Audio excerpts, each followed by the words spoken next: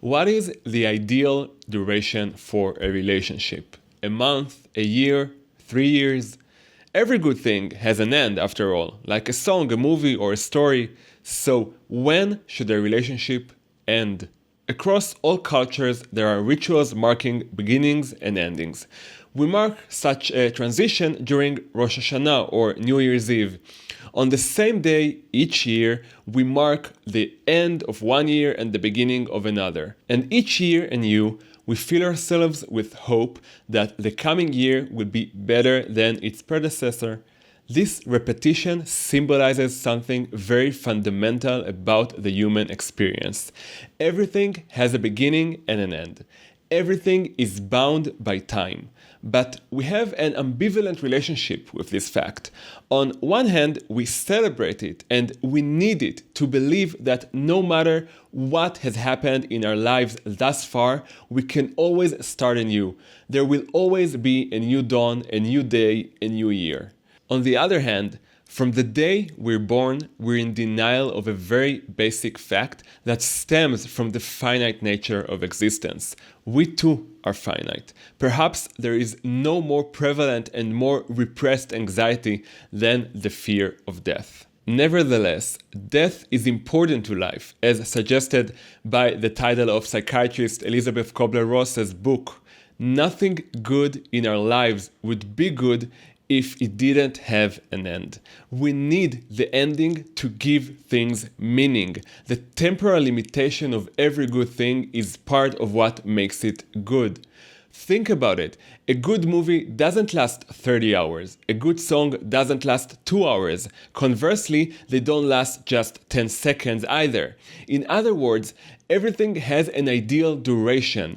And how do you know the duration was ideal? By how the ending contributes to your entire experience from beginning to end.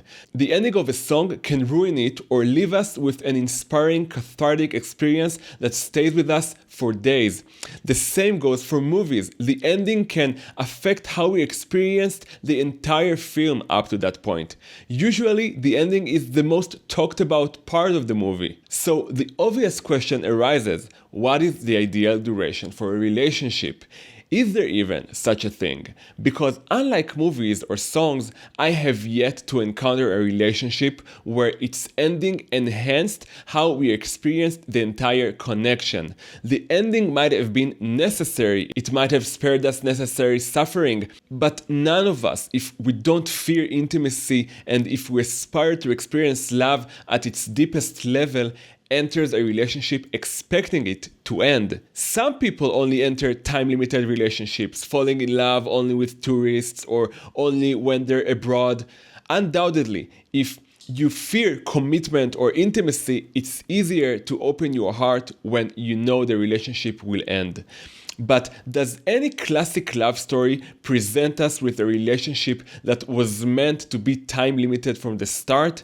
Does any love story end by telling us, and they parted after exactly 3 years, right on schedule? Of course not. They tell us that they lived happily ever after. In other words, if a relationship ends, it probably wasn't as good as we thought or wished it to be.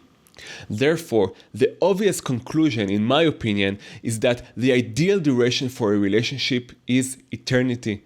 And now the question arises, how can something last forever in our finite world? And does this mean our relationship will never be ideal? Regarding the second question, the answer is yes, our relationship will never be ideal, like everything else in our material, non-ideal world. But that doesn't mean we should give up on aspiring to an ideal relationship or eternal love. Why? Because I think relationships have an element that transcends time. There are 80-year-olds whose bodies are far from their prime. They don't see well, don't hear well, they're in pain, but their relationship with the person they married 60 years ago is flourishing, better than it's ever been. There are such fortunate people. So, what does this mean? That relationships have a non-material component, one that thermodynamic laws don't apply to and don't cause the bonds between its molecules to break down over time to entropy. Relationships have a spiritual aspect. According to Jewish philosophers, a relationship is a connection between souls, not bodies, and the soul was breathed into us by God, where the divine image resides, and God is eternal. This means the spiritual component in our relationship is eternal as well. So, what allows a relationship to last forever? Here we return to New Year's. For a relationship to endure, remain strong, and improve over any period, especially forever, it needs constant renewal. One of the classic representations of such perpetual renewal is the phoenix. The phoenix dies by bursting into flames, and from its ashes a new phoenix is born. And this is very precise. For something to survive forever, it must allow the burning away of everything in it that's no longer relevant, that needs to die, and the growth of something new to replace it. And what remains throughout all these cycles of death and rebirth is the thing itself. And that's us. From the day we're born, we're in a constant process of death and rebirth. This is certainly true at the physical level. There isn't a single cell in your body that you're born with that will remain unchanged until your death, except for brain cells, but even they undergo constant renewal. Your skin renews every month, blood cells every 3 to 4 months. Your entire skeleton renews every decade. But this is also true for your metaphysical parts. Would you say you're the same person you were a decade ago, or have you changed? If you're not the same person, then who is this I that you refer to so casually? It's the thing that remains stable and constant throughout all the changes. And the apparent paradox is that if you want to survive all the changes, you must be open to the possibility that the change will burn you completely, consume you entirely, like the phoenix, that you won't survive it. In the Bible, we also have a representation of something that remains alive, unconsumed despite burning, similar to the phoenix. This representation is more discussed during another Jewish holiday. I'm talking, of course, about the burning bush. In the story of the burning bush, God appears to Moses and gives him responsibility for the fate of an entire people. In other words, God in this story is represented as a voice calling you toward your life's mission. And clearly you will change during this mission. Who wouldn't? But what remains of you at the end is the part that doesn't get consumed, the divine part of you, the soul part, the internal part. The same idea appears in the context of raising children. After all, what does a parent want most for their child? For them to live, to survive. That's the foundation for every other hope you have for your child. But both in Judaism, through the story of the binding of Isaac, and in Christianity, through Jesus and his mother Mary, though each of these stories ends differently, we learn that if you want your child to live, you must be willing to sacrifice them. You can't protect them too much, because otherwise they'll wither and won't survive on their own anyway.